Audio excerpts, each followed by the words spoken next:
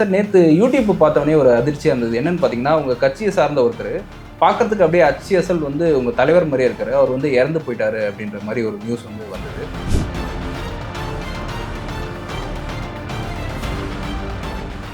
அந்த தம்பிக்கு வந்து வயசு ஒரு 45 வயசு தான் இருக்குன்னு நினைக்கிறேன். ஒரு இறந்து போகக்கூடிய வயது அல்ல. அதான் ரொம்ப வருத்தமாக இருக்குது. அப்படிங்க தலைவர் மாதிரியே இருப்பார். நீங்கள் யூடியூப்லாம் பார்த்தீங்கன்னா, ஃபேஸ்புக்கில் பார்த்தீங்கன்னா தலைவர் பேசுகிற மாதிரியே பேசுவார். சில பாடல்கள் எல்லாம் பாடுவார், எல்லாமே பண்ணுவார். இவர் மட்டுமல்ல, தலைவர் மாதிரியே இருக்கிற மாதிரி இருக்குது. அந்த ஹேர் ஸ்டைலு, இந்த தாடி நரைக்கிறது, மீசை முறுக்கிறது. தலைவர் வந்து நாடாளுமன்றத்தை நோக்கி ஒரு பேரணி மாதிரி போகிறாங்க.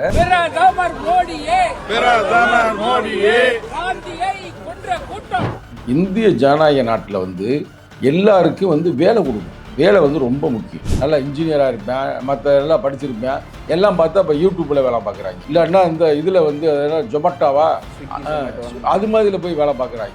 உருப்படியான வேலை எங்கேயுமே இல்லை. அவங்க திடீர்னு பார்த்தா இன்றைக்கி வந்து பாராளுமன்றத்தில் என்ன பண்ணிவிட்டாங்க, இந்த 100 நாள் வேலை திட்டம் இருக்குது பார்த்தீங்களா, மகாத்மா காந்தி பேரில் தேசிய ஊரக அந்த நலத்திட்டத்தில் அந்த வழங்குவாங்க. அதை ஸ்டாப் பண்ணுற மாதிரி ஒன்று நிறைவேற்றுறாங்க, ஒரு மசோதா. மகாத்மா காந்தியை கொலை செய்த கூட்டமே அதில் முழக்கம் வருது. 2002, 2001 குஜராத்தில் கலவரம் செய்த மோடியே நீ அதை வந்து தடுக்காத அப்படின்ற மாதிரி முழக்கம் விடுறாங்க. அது கரெக்ட்.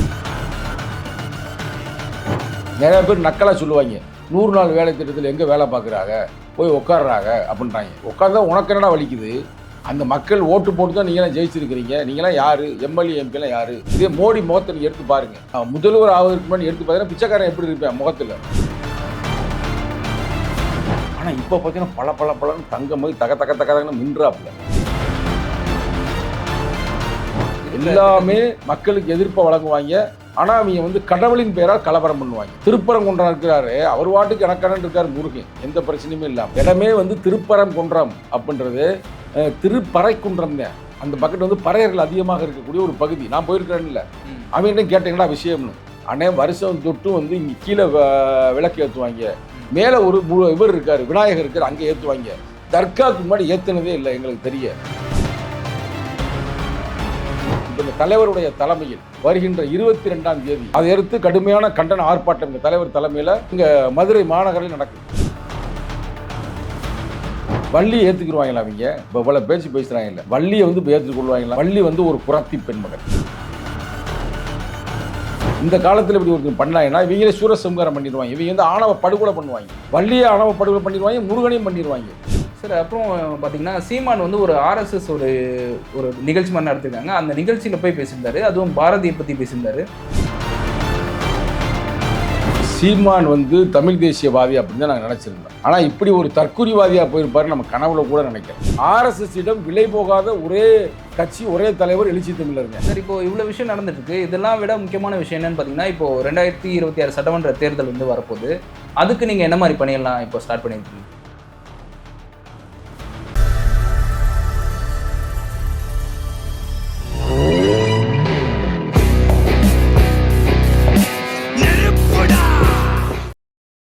இந்த ஃபயர் தமிழ் நேயர்களுக்கு வணக்கம். இன்னைக்கு நம்ம கூட இன்டர்வியூவில் விசிகேவின் இளைஞரணி செயலாளர் திரு சங்கத்தமிழன் சார் இருக்காரு. சார் வணக்கம். வணக்கம் சார். நேற்று யூடியூப் பார்த்தவொடனே ஒரு அதிர்ச்சியாக இருந்தது. என்னன்னு பார்த்தீங்கன்னா, உங்கள் கட்சியை சார்ந்த ஒருத்தர் பார்க்கறதுக்கு அப்படியே அச்சு வந்து உங்கள் தலைவர் மாதிரியே இருக்காரு. அவர் வந்து இறந்து போயிட்டாரு அப்படின்ற மாதிரி ஒரு நியூஸ் வந்து வந்தது. அவர் என்ன காரணத்தால் இறந்தார்?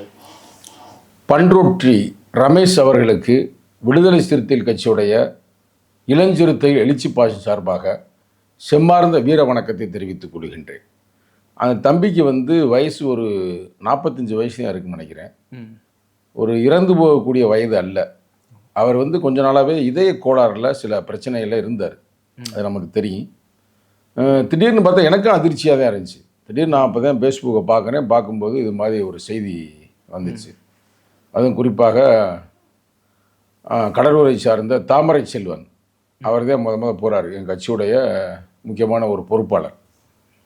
அவரே இது மாதிரி அவர் இறந்துட்டார் அப்படின்னு ஹாஸ்பிட்டலேருந்து போடுறாரு. அப்போ நம்ம ஃபோன் பண்ணி கேட்குறான், ஆமாண்ணே அவர் இறந்து போயிட்டார் அப்படின்ற மாதிரி செய்தி வந்துச்சு.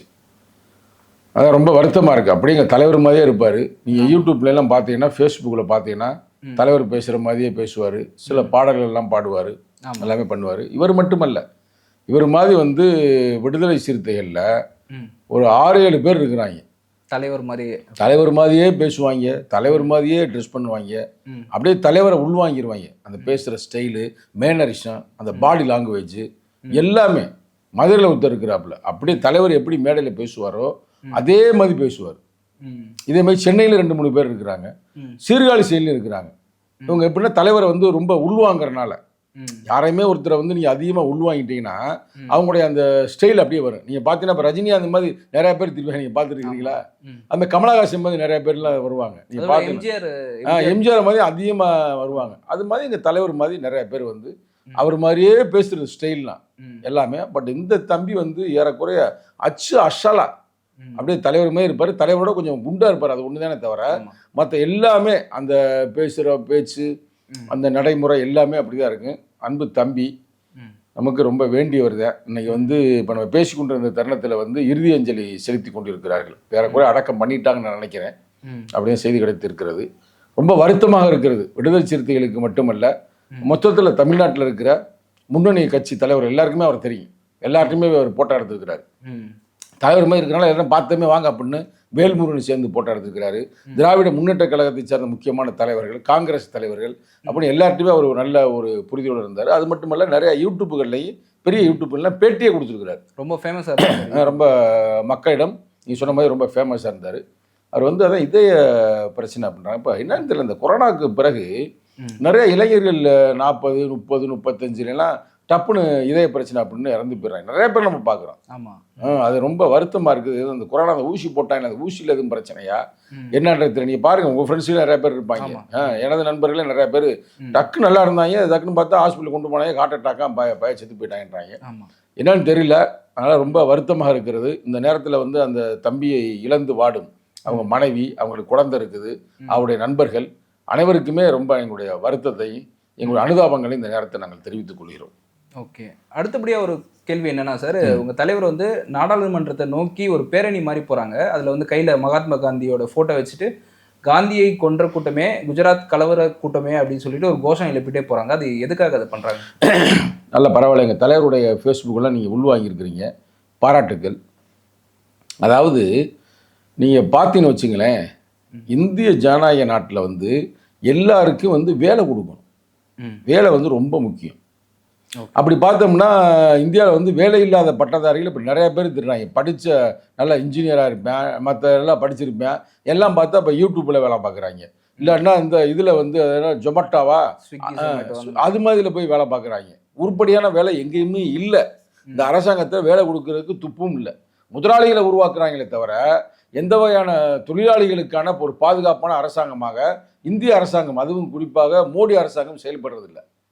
அவங்க திடீர்னு பார்த்தா இன்னைக்கு வந்து பாராளுமன்றத்தில் என்ன பண்ணிவிட்டாங்க, இந்த 100 நாள் வேலை திட்டம் இருக்கு பார்த்தீங்களா, மகாத்மா காந்தி பேரில் தேசிய ஊரக அந்த நலத்திட்டத்தில் அந்த வழங்குவாங்க, அதை ஸ்டாப் பண்ணுற மாதிரி ஒன்று நிறைவேற்றுறாங்க. ஒரு மசோதாவை நிறைவேற்றின அடுத்த நிமிஷமே எங்கள் தலைவர் உட்பட எல்லா எதிர்க்கட்சி தலைவர்களும் அங்கே இருக்கிற மகாத்மா காந்தி சிலை இருக்கிறது எங்கே இருக்குன்னா பாராளுமன்றத்திலேயே, அதை நோக்கி அவங்க வந்து முழக்கமிட்டு கொண்டு செல்கிறார்கள். என்ன முழக்கமிடுகிறார் என்றார் எங்கள் தலைவர், தேசிய ஊரக அந்த வளர்ச்சியை தடுக்காதே, 100 நாள் வேலை திட்டத்தை தடுப்பதை போல் வேலையை செய்யாதே அப்படின்ற மாதிரி முழக்கம். இன்னொரு எம்பி என்ன சொல்றாருன்னா, நீங்க மகாத்மா காந்தின்னு பேர் இருக்கிறனாலே அதை எடுக்கணுன்றதுக்காக முயற்சி பண்றாங்க. மகாத்மா காந்தியை கொலை செய்த கூட்டமே அதில் முழக்கம் வருது. ஆமாம், 2002, 2001 குஜராத்தில் கலவரம் செய்த மோடியே நீ அதை வந்து தடுக்காத அப்படின்ற மாதிரி முழக்கமிடுறாங்க. அது கரெக்டு தான். எப்படின்னா, நீங்கள் வந்து குஜராத் கலவரத்தில் பார்த்தீங்கன்னா பல ஆயிரம் 2000, 3000 இஸ்லாமியர்களை கொலை செய்தாங்க. கொலை செய்யறவங்க கூட உங்களுக்கு யூடியூப்பில் பிரச்சனை வரும், அதாவது நீ கட் பண்ணிக்கிறீங்க பரவாயில்ல. அப்படிப்பட்ட கொடூரமான ஒரு ஆளு தான் இந்த மோடியும் அமித்ஷாவும். அவங்க இப்போ ஆட்சி அதிகாரத்தில் வந்து உட்காரவுமே 2014 இதை வந்து தடுக்கிறதுக்கு முயற்சி பண்ணாங்க ஆட்சிக்கு வந்ததுமே. ஆனால் அப்போ எதிர்ப்பு நிறையா வரவுமே அதை ஒன்றும் செய்ய முடியல. ஆனால் இன்னைக்கு வந்து இவங்க வந்து தடுப்பலாம் அப்படின்ற மாதிரி ஒரு சிஸ்டத்தில் பண்ணுறாங்க. அது தவறு. எப்படின்னு பாருங்க, நிறைய பேர் நக்கலாக சொல்லுவாங்க, 100 நாள் வேலை திட்டத்தில் எங்கே வேலை பார்க்குறாங்க, போய் உட்காடுறாங்க அப்படின்றாங்க. உட்காந்தா உனக்கு என்னடா வலிக்குது? அந்த மக்கள் ஓட்டு போட்டு தான் நீங்களாம் ஜெயிச்சிருக்கிறீங்க. நீங்களாம் யார்? எம்எல்ஏ எம்பிலாம் யார்? எல்லாம் பாதி பேர் பிராடு பயிலும் பித்தராட்ட பயிலும் தான் இருக்கிறாங்க. ஆனால் அவன் எம்எல்ஏ ஆகும்போது ஆறதுக்கு முன்னாடி எம்பி ஆகிறதுக்கு முன்னாடி பிச்சைக்காரமே இருப்பேன். இதே மோடி முகத்தை நீ எடுத்து பாருங்க. ம். முதல்வர் ஆவதற்கு முன்னாடி எடுத்து பார்த்தீங்கன்னா பிச்சைக்காரன் எப்படி இருப்பேன் முகத்துல. என்ன சார் இப்படி சொல்றீங்க? இல்லை உண்மையிலே போட்டோவை நீங்கள் பார்த்தீங்கன்னா அப்படிதாங்க இருக்குங்க. நீங்கள் நெறியாளர் அவர்களே நீங்கள் போட்டோ எடுத்து பாருங்க. ஆனால் இப்போ பார்த்தீங்கன்னா பல தங்க மாதிரி தகன்னு மின்றாப்புல. ஆமாம். ஏன்னா காளான் மட்டுமே பல லட்சமாக சாப்பிட்றாரா அவர் சாப்பாடு. அது மாதிரி நீங்கள் வந்து நீ ஏன் அமித்ஷாவே பாருங்க. நீ அமித்ஷாவே பழைய போட்டோ எடுத்து பாருங்க. நம்ம பழைய படங்கள் நடிக்கிற வில்லை மாதிரியே இருப்பாப்புல. இப்போ பார்த்தா அவரும் வந்து அப்படியே ஒரு செட்டிங் ஆகிடுறாப்புல. அப்போ இது பூரா எங்கே வருது செல்வ செழிப்புலாம்? எல்லாம் அந்த மக்களை சுரண்டி தானே வருது. அப்போ அந்த மக்களுக்கு ஒரு நல்ல திட்டமாக போன காங்கிரஸ் ஆட்சி காலத்தில் ஒரு 100 நாள் வேலை திட்டத்தை உருவாக்குறாங்க. 100 நாள் வேலை திட்டத்தில் அதை பாதி காசு அவங்க இங்கே இருக்கிற அவங்க ஆட்டையை போட்டுறாங்களாம். 100 நாளைக்கு ஏதோ 300 ரூபாய் எவ்வளோ கொடுக்கணும் இருக்கு, அதையும் உருப்படியாக கொடுக்கறது இல்லை அவருக்கு. அதை வந்து அங்கே இருக்கிற அதிகாரிகள்லாம் ஆட்டையை போடுறாங்க. இருந்தாலும் கூட அந்த மக்கள் வேலை பார்க்குறாங்கல்ல. நீங்கள் போங்க கிராமங்களில் போங்க, கிராமங்களில் இருக்கிற ஆறு அதே மாதிரி அந்த அங்கே இருக்கிற கம்மா அதெல்லாம் சுத்தப்படுத்திருப்பாங்க, நீட்டாக இருக்கும். ஊர்லாம் பார்த்தா இப்போலாம் கோயிலுக்குள்ளே போனீங்கன்னா பொது கோயிலெலாம் அவளை நீட்டாக க்ளீனாக இருக்கும். எப்படா பார்த்தா இந்த 100 நாள் வேலை திட்டத்தில் செஞ்ச வேலைகள் தான் அவளை சிறப்பாக செய்கிறாங்க. அந்த திட்டத்தை எதிர்க்க வேண்டும் என்பதற்காக, அழித்தொழிக்க வேண்டும் என்பதற்காக இவர்கள் செய்கிறார்கள். இவர்கள் ஆரம்பத்தில் விவசாயிகளுக்கு எதிர்ப்பாக வேளாண்மை சட்டத்தை கொண்டு வந்தாங்க. நான் இருக்கா? ஆமாம். அப்போ எல்லா விவசாயிகளும் ஒன்று சேர்ந்து டில்லியவே முடக்கிட்டாங்க. முடக்கினதுமே அவங்க பயந்து போய் பின்வாங்கிட்டு அந்த திட்டத்தை பின்வாங்கினாங்க. அதே மாதிரி இவர்கள் இப்படி செய்தால் நாங்கள் கிராமங்கள் இருக்கிற எல்லா உழைக்கும் வர்க்கத்தையும் ஒன்றிணைத்து நாங்கள் வந்து முற்றுகையிடுவோம். இதுக்கான இங்கே தமிழ்நாடு டில்லி போக மாட்டேன். இங்கே இருக்கிற பிஜேபி அலுவலகம் எங்கெங்கே இருக்குதோ அங்கெல்லாம் முற்றுகையிட்டுருவோம். யாரும் வெளியே வர முடியாது.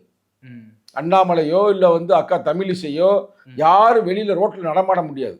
எல்லாம் முற்றுகையிட்டுருவோம். ஏன்னா 100 நாள் வேலை திட்டம் என்பது அவன் இங்கே பூரா டாஸ்மாரில் புருஷமாரெல்லாம் தண்ணி அடிச்சுவிட்டு அவன் பாட்டுக்கு கிடக்குறாங்க. இவங்க அந்த வேலை பார்க்கறதுனால தான் ஒரு 100 நாள் ஒரு வருஷத்தில் 365 நாள் 100 நாளே குறைவு. நான் என்ன சொல்கிறேன், 365 நாள் வேலையை கொடு. என்ன உங்களுக்கு பெரிய இது பண்ணுது? நீங்கள் பூரா உலகத்தில் உலக வங்கியில் கடை வாங்கி தானே செய்கிறீங்க. முதலாளிகள் மட்டும் பல பணங்களை ஆட்டையை போட்டுக்கிட்டு அதானி அம்பானிலாம் வெளிநாட்டுக்கு ஓடுறாங்க. இந்த இதில் இருந்து கூட கிங்ஃபிஷர் ஓனர் வெளிநாடு தப்பிச்சு ஓடினா கேட்டோம்னா பல கோடி. விஜய் மல்லையா அவன் மட்டும் இல்லை, அந்த மோடி இந்த மோடிலாம் சொல்லுவாங்க, லலித் மோடி அந்த மோடி கேள்விப்பட்டிருக்கீங்களா? எல்லாம் வெளிநாட்டுக்கு தப்பிச்சு ஓடிட்டாங்க. பல லட்சம் கோடிகள் அதை தள்ளுபடி பண்ணாங்க அவங்க. ஆமாம். ஆனால் இவன் மக்கள் மகிழ்ச்சியாக வாழ்கிறேன். புருஷங்காரன் மூலம் தண்ணி அடிச்சிடறேன், டாஸ்மார்க்கில் போய் குடிகார குப்பனா மாறிடுறாங்க. இன்னைக்கு அந்த உத்தரப்பிரதேசலாம் வெறும் ஃபுல்லாக குடிதானா, தமிழ்நாட்டிலையும் குடிதான் நடக்குது. அப்போ இவ்வளவு மோசமான ஒரு சூழ்நிலையில் ஒரு பெண்களுக்கு வந்து ஒரு 300 ரூபா கிடைக்குது போகிறனால, வேலைக்கு போகிறனால. அப்போ அது எவ்வளவு அவங்க வீட்டுக்கு ஒரு பக்கபலமாக இருக்கும். அதனால் வந்து இந்த வேலையை தடுப்பது கனவுல கூட நினைக்காதீங்க. மகாத்மா காந்தியை கொலை செய்திருக்கலாம் அந்த காலகட்டத்தில். ஆனால் மகாத்மா காந்தியின் பெயரில் இயங்குகிற எந்த திட்டத்தையும் உங்களால் தடுக்க முடியாது. இந்த திட்டத்தை முடக்கிறதுக்கான வேற என்ன காரணம் இருக்கும் சார்? மகாத்மா காந்தியின் பேர் இருக்குல்ல, அதுக்காக தான் முடக்கிறாங்க. இதுதான் மெயினான மேட்ரு. 2வது மேட்ரு என்னவென்றால், இது யார் உருவாக்குனது திட்டம்? காங்கிரஸ் உருவாச்சு. அதையே நம்ம செய்யணும். 2வது வந்து இவங்க வந்து ஏன் தொழிலாளர்கள் வந்து மகிழ்ச்சியாக வாழ்கிறேன், உழைக்கும் வர்க்கம் ஏன் மகிழ்ச்சியாக வாழ்கிறேன், அவன் வந்து பிச்சைக்காரனாக இருக்கணும். அவங்க கொள்கையே அதாங்க. இவங்க ஆட்சிக்கு வந்த பிறகு கடந்த 10-11 ஆண்டுகளில் 3 ஆண்டு நடந்துகிட்டு இருக்குல்ல, 3வது முறை நடக்குதுல்ல. மோடி வந்த பிறகு அந்த ரிப்போர்ட்டை, தேசிய ஆணைய ரிப்போர்ட்டை என்ன சொல்லுதுன்னா, முதலாளிகள் முன்னேறிட்டாங்க, பல விழுக்காடு முதலாளி போகிறேன், ஏழையாவே போய்கிட்டு இருக்கேன் மேற்கொண்டு. ஏழைக்கு முதலாளிக்கு உள்ள டிஃபரன்ஸ் ரொம்ப அதிகமாகி போச்சு. அவ்வளோ கொடுமை வந்து இந்தியாவில் நடந்து கொண்டு. இந்தியா வந்து வல்லரசு ஆகிக்கிட்டு இருக்கு, அதில் மாற்று கருத்து இல்லை. ஆனால் அன்றாடம் காட்சி ஏழைகள். இப்போ உங்களுக்கு தெரியும் கூட, படித்து வேணா வேலைக்கு போகிறானா? ஒரு வேலைக்கும் வேலை இல்லை, எல்லாம் பிரைவேட்டு தான் ஆக்குறானே தவிர கவர்மெண்ட் வேலை இல்லை. பிரைவேட்டில் வேலை இருக்குது. அதுவும் குறிப்பாக இந்த யூடியூப் வந்த பிறகு இது பல பேருக்கு சோற போடுது. ஆமாம். அதே மாதிரி இந்த ஜொமேட்டோவை என்ன சொன்னீங்களே பேர், ஸ்விக்கி இதெல்லாம் பூரா சோறு போடுது இவங்களுக்கு. ஆமாம். அப்புறம் இந்த வண்டியை 2 வீலரில் போகிறாங்களே, சொந்த 2 வீலர் இருந்தாலே போகலாமே, அதுக்கு பேர் என்ன? அது ரேப்பிடோவில். இது மாதிரி தான் வேலை கொடுக்குதே தவிர இவன் துப்பு கட்டவங்க. இவங்க சொன்னாங்க, நாங்கள் ஆட்சிக்கு வந்தால் ஆண்டு ஒன்றுக்கு 1 கோடி இளைஞர்களுக்கு வேலை கொடுப்போம்னாங்க. இன்னைக்கு 11 ஆண்டு ஆயிடுச்சு. அப்போ 11 கோடி இளைஞர்களுக்கு வேலை கொடுத்துருக்கணும்.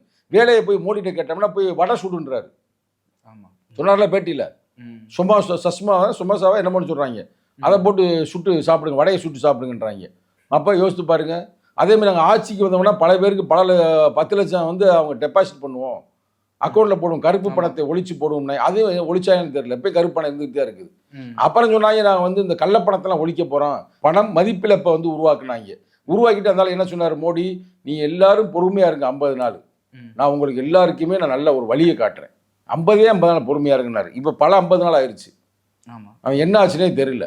நடு ரோட்டில் வச்சு நீ அடிங்கன்னாரு, பெட்ரோலை வச்சு ஊற்றுங்கன்னாரு. நான் சரி பண்ணலைன்னா இன்னைக்கு பெட்ரோல் விலையும் ஏறி போச்சு, வாங்கி ஊற்றவும் முடியாது. ஆனால் இவ்வளவு சிக்கல்கள் இருக்கிறது. இவர்களால், இந்த RSS கும்பல்னால் தமிழ்நாட்டில் வந்து மட்டுமல்ல இந்தியா முழுக்க ரொம்ப மோசமான ஒரு மக்களுக்கான வாழ்விடங்கள் தான் போய்கிட்டு இருக்கீங்களா. நீங்கள் வந்து 2 வீலர் வச்சுருப்பீங்க, 2 வீலர் பெட்ரோல் எங்கே குறையுதா, டீசல் குறையுதா? ஆனால் உலகத்தில் இருக்கிற அந்த விலை வந்து கச்சா எண்ணெயோட விலை குறைந்து கொண்டு இருக்கிறது. ஆனால் இவங்க டேக்ஸ் போட்டு இவங்க ஏற்றிக்கிட்டே இருக்கிறாங்க. அதனால் மக்களுக்கான எந்த வகையான நலத்திட்டங்களும் அவங்க வழங்குறதே இல்லை. எல்லாமே மக்களுக்கு எதிர்ப்பாக வழங்குவாங்க.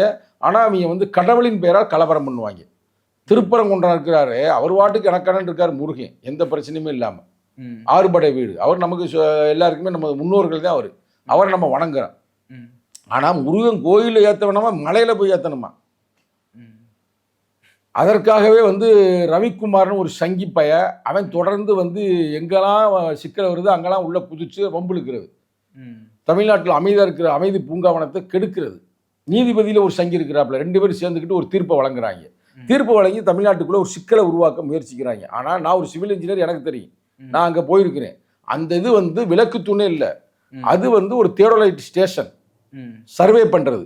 அதாவது கடல் மட்டத்திலிருந்து இந்த மலை எவ்வளோ உயரத்தில் இருக்குது, அதுக்கு பேர் ஆர்எல்னு பேர், இங்கிலீஷ் வேர்டு, ரெடியூஸ்டு லெவல்னு சொல்லுவாங்க, இல்லைன்னா பெஞ்சு மார்க்குன்னு. அதை உருவாக்குறதுக்காக அங்கங்கே மலைகளில் ரோடுகளில் நீங்கள் பார்த்தீங்கன்னா தெரியும் வச்சுருப்பாங்க ஆர்எல். இப்போ நம்ம வீடு இப்போ இருக்குன்னா வீட்டுடைய அந்த முகப்பு இருக்குது பார்த்தீங்களா, அது கடல் மட்டத்திலேருந்து எவ்வளோ உயரத்தில் இருக்குது, அதுக்கு பேர் தான் பெஞ்சு மார்க்குன்னு சொல்லுவாங்க. அது உருவாக்குறது தியோடலைட் ஸ்டேஷன். அது வெள்ளைக்காரன் காலத்தில் இருந்தது. அதில் போய் விளக்க ஏற்றுற அப்படின்னா அதுக்கு முன்னாடி வந்து ஒரு தர்கா இருக்குது. இன்னைக்கு விளக்க ஏற்றுவாங்க, அடுத்த வருஷம் என்ன சொல்லுவாங்க, தர்காவை உடைக்கணும்பாங்க. தர்கா உள்ளதே முருகர் வந்து உள்ள வள்ளியும் தெய்வானையும் அங்கே தான் வந்து இருந்தாங்க, உட்கார்ந்து இருந்தாங்க அப்படின்பாங்க. எப்படி ராமர் இங்கனதான் பிறந்தாருன்னு சொன்னாங்க பார்த்தீங்க, பாபர் மசூதிக்குள்ள, அது மாதிரி சொல்லுவாங்க. அப்போ என்ன பண்ண முடியும்? அப்படியே கலவரத்தை உருவாக்குறது. அங்கே யாரும் மக்கள் போராடலை. அந்த இடமே வந்து திருப்பரங்குன்றம் அப்படின்றது திருப்பறைக்குன்றம் தான். அந்த பக்கத்து வந்து பறையர்கள் அதிகமாக இருக்கக்கூடிய ஒரு பகுதி. நான் போயிருக்கிறேன்னு இல்லை, அவங்ககிட்ட கேட்டீங்களா விஷயம்னு. அண்ணே வருஷம் தொட்டும் வந்து இங்கே கீழே விளக்கு ஏற்றுவாங்க, மேலே ஒரு இவர் இருக்கார், விநாயகர் இருக்கார், அங்கே ஏற்றுவாங்க. தர்காவுக்கு முன்னாடி ஏற்றுனதே இல்லை எங்களுக்கு தெரிய. எங்கள் அம்மா அப்பாலாம் சொல்லியிருக்காங்க, பாட்டி பூட்டன்லாம் சொல்லியிருக்கிறாங்க, அங்கே ஏற்றுனதே இல்லை. அப்போ இப்போ போய் ஏற்றணும்னு சொல்கிறாங்கன்னா கலவரத்தை உருவாக்குறாங்க. 2026 தேர்தல் வருது, தேர்தல் அப்போ ஏதாவது கலவரம் பண்ணலாமா அப்படின்னு நினைக்கிறாங்க.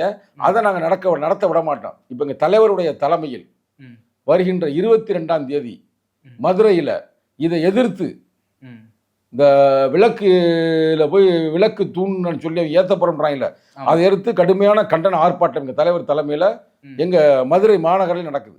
ஓகே, இது சம்மந்தமாக தான் நீதிமன்றத்தில் வழக்கு போயிட்டு இருக்குல்ல சார்? நீதிபதியே தப்பாக சொல்கிறாரு.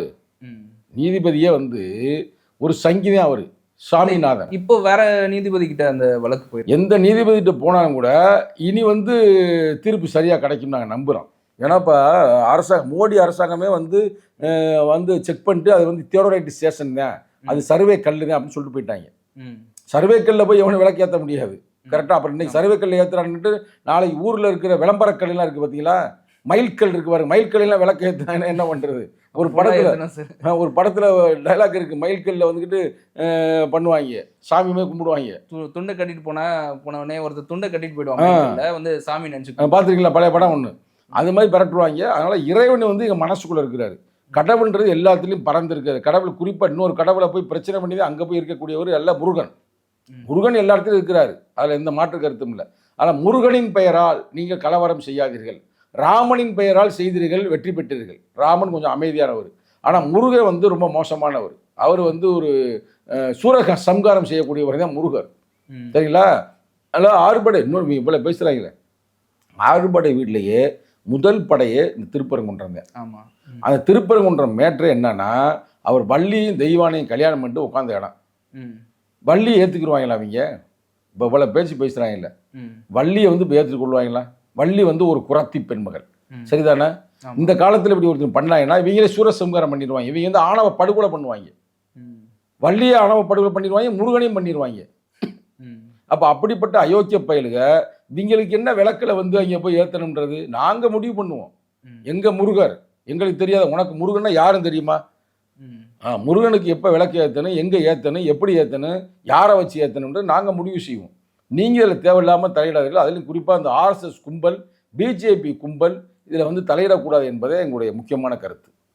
சார், அப்புறம் பார்த்தீங்கன்னா சீமான் வந்து ஒரு ஆர்எஸ்எஸ் ஒரு ஒரு நிகழ்ச்சி மாதிரி நடத்திருக்காங்க. அந்த நிகழ்ச்சியில் போய் பேசியிருந்தாரு. அதுவும் பாரதியை பற்றி பேசியிருந்தாரு. நான் வந்து பாரதியை பற்றி பேசுறதுக்கு பாகிஸ்தானு கூட போவேன் அப்படின்ற மாதிரிலாம் பேசியிருந்தாரு சார். அதாவது இந்த தருணத்தில் வந்து சீமான் வந்து தமிழ் தேசியவாதி அப்படின்னு தான் நாங்கள் நினச்சிருந்தோம். ஆனால் இப்படி ஒரு தற்குறிவாதியாக போயிருப்பாரு நம்ம கனவுல கூட நினைக்கல. உண்மையிலே கனவுல நினைக்கல. பாரதியார் யார்?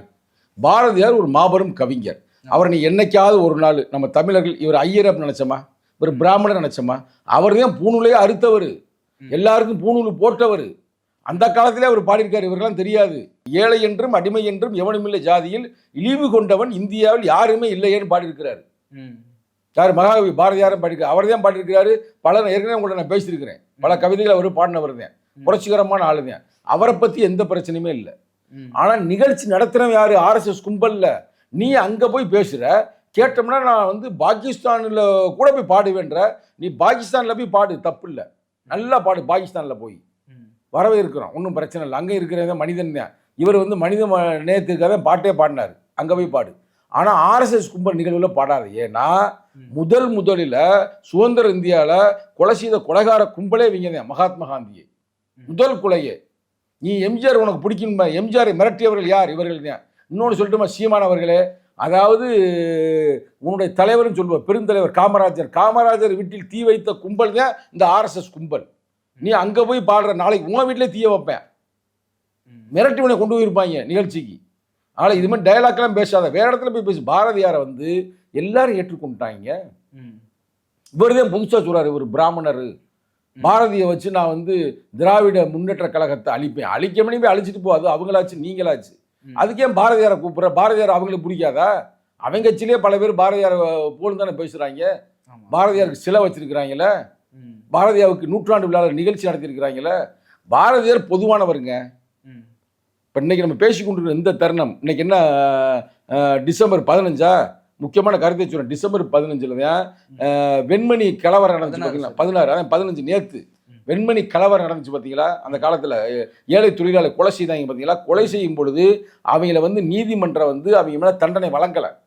கொலகார கும்பலை வெளியே விட்டுருச்சு. அவங்கள திருப்பி அடித்ததே ஒரு பிராமணர் தலைமை தானே. சீனிவாச ராவ் பேரோட சொல்கிறேன்ல, அமல்ராஜ் அதில் முக்கியமான போராளி. ஆனால் அங்கே செத்தேம்புரம் தலித், குறிப்பாக பல்லர்கள், அவங்களுக்காக திருப்பி அடித்த மாபெரும் போராளிகளே பிராமணர்கள் தான். பிராமணர்களில் பல பேர் அறிவாளிகள் இருக்கிறாங்க. நம்ம அவங்கள எதுக்கல, பிராமணிய கோட்பாட்டில் தான் எதுக்குறான். அந்த புத்தி தெரியாமல் இவர் உட்காந்து டயலாக் பேசிக்கிறார். அங்கே போய் உட்காந்துக்கிட்டு நீங்கள் வந்து இவரை வந்து யார் பாரதியாரை எதிர்த்து பேசுனா? அது மட்டுமல்ல, அவங்க கட்சிக்காரங்க 2-3 பேர் போடுறாங்க. பெரிய கேவலமான. முக்கியமாக நீங்கள் கேட்ட கேள்வி நல்லதாக போச்சு. நானும் பதில் சொல்கிறதுக்கு அர்த்தமாக இருக்கு. என்னன்னா, எங்கள் தலைவர் போய் வாஜ்பாயோடைய இறந்த நாள் நிகழ்வில் பேசுகிறார். நானும் போயிருந்தேன். வாஜ்பாய் இறந்து போயிட்டார்ல, அப்போ அவருடைய அந்த இறப்பு நிகழ்வில் எங்கள் தலைவர் போய் கலந்துக்கிறாரு, பேசுகிறாரு. அவன் சொல்கிறான், ஒரு பைத்தியக்காரன், அவன் கட்சியில் இருக்கிறவன் 2-3 பேர் இருக்கான், பேர் சொன்னால் நல்லா இருக்காது, நமக்கு வேண்டிய தம்பிமார்கள் சொல்கிறாங்க, திருமாவளவன் மட்டும் வந்து அந்த நிகழ்வில் போய் கலந்து கொண்டார், நாங்கள் போய் இந்த நிகழ்வில் கலந்து கொண்டோம். டே, நாளைக்கு நீ செத்தாலும் வருவோம்டா, நாங்கள் சாவில் போய் அரசியல் யாரும் பார்க்க முடியாது. வாஜ்பாய் யாரு? வாஜ்பாய் என்ன அமித்ஷா மாதிரியா, இல்லை மோடி மாதிரியா, இல்லை மோகன் பகவத் மாதிரியா? கெட்ட கட்சியில் ஒரு நல்ல மனிதன் வாஜ்பாய் சொல்லுவாய் அந்த காலத்திலேயே. அப்போ அவர் இறந்து போயிடுறாரு. தொடர்ந்து இந்தியாவுடைய சுதந்திர இந்தியாவுக்கே பாடுபட்டார்.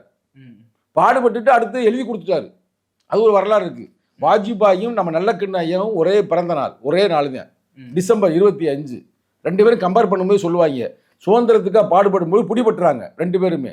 இவர்கிட்ட மன்னிப்பு கடிதம் கேட்குறாங்க, அவர் கொடுக்கல. யார்? நம்ம நல்லக்கண்ண ஐயா உயிரோட இருக்கிறாரு, போயா பண்ணுறாங்க. அவர் மீசையெல்லாம் பிடுங்குறாங்க. அதுதான் அவர் இன்ன வரைக்கும் மீசையை வைக்கிறது இல்லை. இவர் வாஜ்பாய் உடனே மன்னிப்பு கடிதம் எழுதி கொடுத்தாரு. நான் இனிமேல் நான் போராட மாட்டேன், எதுவும் பண்ண மாட்டேன்னு. அந்த விமர்சனம் பண்ணவங்க நாங்கள் தான். ஆனால் செத்து போயிட்டாரு. சாகும்போது போகணும்ல, அது ஒரு தற்கூறி சொல்கிறேன். செத்ததுக்கு அவெல்லாம் போயிருக்காரு, தலைவர் பேசியிருக்காரு. அதே நான் சொன்னேன், நீங்கள் செத்து போனால் நாங்கள் வருவோம்டா. அது மனித நேயம், மனித பண்பாடு, தமிழருடைய பண்பாடு. அதுதான் அதை இது கம்பேர். நீங்கள் வந்து ஒரு ஆர்எஸ்எஸ் கும்பல் நடத்துகின்ற ஒரு நிகழ்வுக்கு உங்கள் தலைவரை ஏமாற்றி கூட்டி போயிருக்கிறீங்க. நான் வந்து அவரை ஒன்றும் சொல்ல, சீமானுக்கு ஆர்எஸ்எஸ் கும்பல் நாங்கள் போக மாட்டாருன்னு வச்சுங்களேன், இவர் ஏமாற்றி கூட கொண்டு போயிருக்கலாம்ல, அவங்க வாங்க வாங்க ஒன்றும் பிரச்சனை இல்லை அப்படி சுற்றி இருக்கிற லீடர்ஸ் கூட கொண்டு போயிருக்கலாம்ல. அதனால் சீமானை வந்து ஆர்எஸ்எஸ் கும்பல் விலை கொடுத்து வாங்கி விட்டார்களா இல்லை வலையில சிக்கலிட்டாங்களா அப்படின்னு தெரியல. ஏன்னா இப்போ இவர் மட்டும் இல்லை, இப்போ விஜய் மாட்டிக்கிட்டாருன்றாங்க. இப்போ அடுத்த ஒரு செய்தி வருது, ஆர்எஸ்எஸ் கிட்ட பொல்லாத கும்பல், ஆர்எஸ்எஸ் இடம் விலை போகாத ஒரே கட்சி ஒரே தலைவர் எழுச்சி தமிழர்ங்க. மற்ற எல்லாரையும் வலையில் சிக்கிறாங்க, அங்கங்கே பல சதி வேலைகள் செய்கிறாங்க.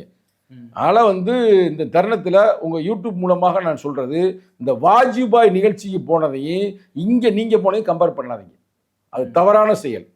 நாங்கள் மீண்டும் சொல்கிறோம், வாஜ்பாய் முன்னாள் பிரதமர், அப்புறம் இருக்கட்டும் கட்சி கட்சிலாம் பிரதமர். நிகழ்ச்சியாவது பிரதமர் வந்து கலந்துக்கிட்டாங்களா? அவங்க ஒரு பக்காவான ஆர்எஸ்எஸ் கும்பலுடைய ஒரு பிரிவு நடத்துது. என்ன சதி செய்ய போறாங்கன்னு தெரியல தமிழ்நாட்டில். அதில் நீங்கள் ஏன் பலிகாட ஆறீங்க? உங்களை நம்பி பல இளைஞர்கள் வர்றாங்க தமிழ் தேசியன்ற பேரில். இந்த நேரத்தில் மேதகு உயிரோடு இல்லை, அதான் கன்ஃபார்ம். மேதகு உயிரோடு இல்லாதனால இந்த வேலை பண்ணுறாங்க. மேதகு மட்டும் உயிரோடு இருந்திருந்தால் இது மாதிரி வேலையெல்லாம் செய்கிறத வந்து அவரால் ஏற்றுக்கொள்ள முடியாது. அவர் சங்கிகளை கடைசி வரைக்கும் எதிர்த்தவர். அப்படிப்பட்டவருடைய போட்டா வச்சுக்கிட்டு இந்த வேலைகளை வெற்றி வேலைகளை செய்யக்கூடாது என்பதே என்னுடைய கருத்து. ஓகே சார், இப்போ இவ்வளோ விஷயம் நடந்துட்டு இருக்கு. இதெல்லாம் விட முக்கியமான விஷயம் என்னன்னு பார்த்தீங்கன்னா, இப்போ 2026 சட்டமன்ற தேர்தல் வந்து வரப்போகுது. அதுக்கு நீங்கள் என்ன மாதிரி பணியெல்லாம் இப்போ ஸ்டார்ட் பண்ணியிருக்கீங்க சார்? அதாவது தேர்தல் வரும் போகும், தீபாவளி வரும் போகும். தீபாவளி மாதிரி தான் தேர்தல் திருவிழா மாதிரி தான். அதில் வந்து நாங்கள் வந்து பெருசாலாம் வந்து தேர்தலுக்காக வந்து பயங்கரமாக அப்படி இவங்கள மாதிரி செட்டிங் பண்ணலாம் இருக்க மாட்டேன். சில கட்சியில் வந்து தேர்தல் வந்ததுமே மாநாடு நடத்துவாங்க, தேர்தல் வந்ததுமே பொதுக்கூட்டம் நடத்துவாங்க, நல்லா தூங்கிட்டே இருப்பாங்க. தேர்தல் வந்து உடனே பரப்பிட்டு வந்துடுவாங்க. சினிமா நடிச்சுட்டே இருப்பாங்க. திடீர்னு தேர்தல் வந்து நான் தான் அடுத்த முதல்வர் பரப்பிட்டு வருவாங்க. அப்படியெல்லாம் விடுதலை சிறுத்தைகள். விடுதலை சிறுத்தைகள் 24/7 தொடர்ந்து மக்களுக்காக களமாடக்கூடியவர்கள். இந்த 2025 இப்போ முடிய போகுது. 2025 எடுத்து வரலாறை பார்த்தீங்கன்னா, தமிழ்நாட்டில் அதிகமான ஆர்ப்பாட்டங்கள், அதிகமான போராட்டங்கள் நடத்திய ஒரே கட்சி விடுதலை சிறுத்தைகள். தொடர் போராட்டங்கள். இப்போ நான் பேசிக்கொண்டு இந்த தருணத்தில் கூட வர்ற 22ஆம் தேதி போராட்டம் சொல்கிறோம்ல. இப்போ நான் கூட 2 நாளைக்கு முன்னாடி செங்கோட்டைக்கு சென்றிருந்தேன். எங்களுடைய கட்சியுடைய அதாவது கொள்கை விளக்க பொதுக்கூட்டம். அங்கே இருக்கிற பேசும்பொழுது அங்கே மேடையில் இருக்கிற ஒரு பெண்மகளே கீழே இருந்து கத்துறாங்க, டாஸ்மார்க்கை இழுத்து மூடுங்க அப்படின்னு. நாங்களே இழுத்து மூட முடியும்? அந்த பெண்மகள் சொல்கிறாங்க, வழியில் சொல்கிறாங்க. நாங்கள் நம்ம பெருசாக சொன்னமே உடனே திமுக கேட்டுறோம் அப்படின்ற மாதிரி எங்கள்கிட்ட சொல்கிறாங்க. ஆனாலும் நான் டாஸ்மார்க் இழுத்து மூடுன்னு தொடர்ந்து போராடுறோம்ல, கூட்டத்தில் இருந்தாலும். எங்கள் மற்ற கட்சிக்காரன் எவனே சொல்லுங்க, எவனும் வாய் திறந்து பேச மாட்டாங்க. அப்போ மக்களுக்காக போராடுவோம். இப்போ கவினுடைய அந்த கொலை நடந்துச்சு பார்த்தீங்களா, இப்போ ரிப்போர்ட் வந்திருக்கு. அந்த கவினை கொலை செய்யும் பொழுது, ஆணவ படுகொலை செய்யும் பொழுது அவங்க அப்பா சரவணன் அங்கே இருந்தார் அப்படின்னு எங்கே இப்போ நீதிமன்றத்திலே ரிப்போர்ட் கொடுத்துருக்குறாங்க. அது கூட்டு படுகொலை தான், கூட்டாக சேர்ந்து ஒரு கும்பல், ரபடி கும்பல் தான் அவர் கொலை பண்ணியிருக்காங்க அப்படின்னு. ஆணவ படுகொலை வரும்போது நாங்கள் எதிர்த்தான். ஆணவ படுகொலை தடுப்பதற்கு சிறப்பு சட்டத்தை உருவாக்க சொல்கிறோம்ல. அப்போ தொடர்ந்து இந்த மக்களின் கொள்கைக்காக போராடுறான். இதே நேரத்தில் வந்து டெல்லியில் எங்கள் தலைவர் இப்போ போராடி கொண்டு இருக்கிறார். அப்போ தேர்தல் வந்து எங்களுக்கு ஒன்றும் பெரிய விஷயம் இல்லை, மக்களுக்காக போராடுவோம். ஆனாலும் கூட தேர்தலில் வெற்றி பெற்றாதான் மக்களுக்கு பணியாற்ற முடியும். எல்லா பிரச்சனைகளுக்கும் திறவுகோல் ஆட்சி அதிகாரம் தான், அரசியல் அதிகாரம் தான் அம்பேத்கர் சொல்லுகிறார். அப்போ நாங்கள் என்னதான் இந்த மக்களுக்கு போராடினாலும் இந்த மக்கள் எங்களை வந்து ஒரு ஆட்சி அதிகாரத்தில் அரசியல் கொண்டு வருவாங்க. அதனால் வர சட்டமன்ற தேர்தலில் நாங்கள் வந்து டபுள் டிஜிட்டில் நாங்கள் உள்ளே செல்கிறோம் சட்டமன்றத்துக்குள். அதனால் துரிதமான வேலைகளை இப்போ உடனே நாங்கள் இப்போ ஆரம்பிச்சிடுவோம். வர நியூ இயர் பிறந்ததுமே 2026 விடுதலை சிறுத்தைகளுக்கு ஒரு சிறப்பான ஒரு ஆண்டாக அமையும் என்று நாங்கள் உறுதியாக, நம்பிக்கை மட்டுமல்ல உறுதியாக அதற்கான வேலைகளையும் செய்து கொண்டிருக்கிறோம். சார், இப்போ நீங்கள் சொல்றீங்க டபுள் டிஜிட்டில் வந்து கொடுப்பாங்கன்னு சொல்லிட்டு, எத்தனை சீட்டுன்னு முடிவாயிடுச்சா உங்களுக்கு? சார், எங்கே போனாலும் இதே கேள்விதான். விடுதலை சிறுத்தைகளுக்கு எத்தனை சீட்டு, விடுதலை சிறுத்தைகளுக்கு எத்தனை சீட்டு, விடுதலை சிறுத்தை எத்தனை சீட்டு. இது வந்து நீங்கள் தலைவர்கிட்ட தாங்க கேட்கணும். எங்கள் தலைவர் தான் அதுக்கு ஒரு ஃபுல் அத்தாரிட்டி. நாங்கள் பாட்டு குண்டக்க மண்டக்க எதையா சொல்லிடக்கூடாது. ஆனால் நீங்கள் கேட்டதுக்காக சொல்கிறோம். இப்போ தொண்டர்கள்ட்ட நம்ம போய்கிட்டு இருக்கோம்ல, தொடர்ந்து இப்போ நான் தொண்டர்கள்ட்ட சென்று கொண்டு இருக்கிறேன். அவருடைய மனநிலை என்னன்னா, குறைந்தது 25 சீட்டு வாங்கணும்ன்றாங்க.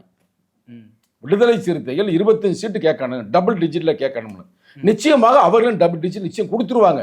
டபுள் டிஜிட்னாலே உங்களுக்கு 10 டபுள் டிஜிட் தான், 99 டபுள் டிஜிட் தான். ஆனால் இப்போ நாங்கள் என்ன இளைஞர்கள், அது குறிப்பாக இளைஞர் எழுச்சி பாசறை என்ன முடிவு பண்ணியிருக்கிறோம்னா, இளைஞர்கள் வந்து விருப்பம் வந்து இத்தனை சீட்டு, 20 சீட்டு. அதான் தலைவர்கிட்ட சொல்லுவோம். ஏன்னா இப்போ இளைஞரணி செயலாளர் இப்போ ஒரு இது நடத்தினார், ஒரு நிகழ்வு நடத்தினார். திருவண்ணாமலையில் அவர் என்ன சொல்றாரு, எங்கள் இளைஞர்களுக்கு அதிகமான சீட்டை கொடுங்கள் அப்படின்றாரு. அவர் தான் பையன், அவர் தான் அப்பா, அவர் தான் முதல்வர். இவரே சொல்றாரு, என்ன சொல்றாருன்னா இளைஞர்களுக்கு நிறைய வாய்ப்பை கொடுக்கணும். இந்த தருணத்தில் நாங்கள் வந்து விடுதலை சிறுத்தையில் வந்து எங்கள் தலைவர்கிட்ட வந்து இளைஞர்களுக்கு நீங்கள் வாய்ப்பு தருகிறீர்களோ தரவில்லையோ, இளைஞர் அணியின் நோக்கம் என்னவென்றால் டபுள் டிஜிட்டில் உள்ளே செல்ல வேண்டும். யார்? இளைஞர்கள் செல்ல வேண்டும். அதே எங்கள் நோக்கம். அதை தொடர்ந்து நாங்கள் வலியுறுத்துவோம். எங்கள் தலைவரும் டபுள் டிஜிட்டில் சட்டமன்றத்திற்கான பொறுப்பாளர்களை உள்ளே அனுப்புவார். இப்போ டபுள் டிஜிட்னா உங்களுக்கு அப்போ அந்த 10 சீட்டு கொடுத்தாலும் உங்களுக்கு ஓகேவா? அது இல்லை, அது நம்ம இப்போ சொல்லவே முடியாது. அதுதான் நான் மொத்தம் டபுள் டிஜிட்னு சொல்கிறேன்.